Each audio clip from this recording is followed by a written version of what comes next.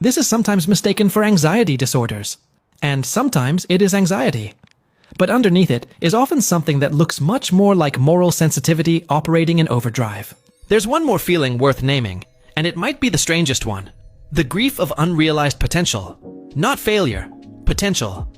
High IQ people are often acutely aware of the gap between what they are capable of producing and what they are actually producing.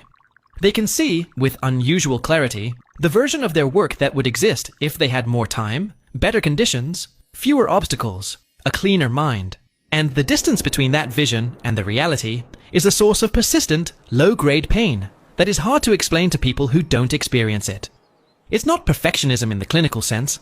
It's more like living with a blueprint you can read perfectly but can never quite fully build. The craftsman who can see the finished piece before he starts and feels the weight of every imperfection in the final product.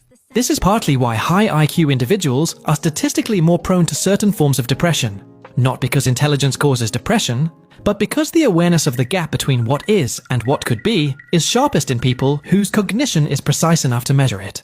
What all of these feelings share is a common structure. They are the byproduct of a system, a human mind running above the baseline settings of the environment it was designed to operate in. That's not a disorder. It's a mismatch, and the fix is not to dim the system down. It's to find the right environment, the right tools, and the right frameworks that let the system run properly. This is where almost everything I've described stops being a source of suffering and starts being a genuine advantage. The person who sees complexity becomes a better strategist when they have structures for managing it. The person who feels things intensely becomes a more effective communicator and leader when they understand how to work with that intensity rather than against it.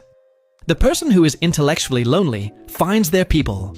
And when they do, those relationships are unusually deep and durable. If you recognized yourself in any part of this video, the overstimulation, the intellectual loneliness, the imposter spiral, the ethical weight, the gap between potential and output, I want you to hear this clearly. The problem was never your mind. The problem was the absence of a map. You were navigating a landscape that most people around you couldn't see, with tools designed for a different terrain. The Sharp Mind Blueprint is the closest thing to that map I've been able to build. 7 evidence-based systems designed specifically for minds that process the world at high intensity and need frameworks that actually match how they operate. Scan the QR code on the screen. Take a look. And if this video hit something real for you, drop a comment below. Tell me which of these feelings you've carried the longest. The intellectual loneliness, the ethical weight, the gap between potential and reality. I read every single one. Subscribe if you haven't.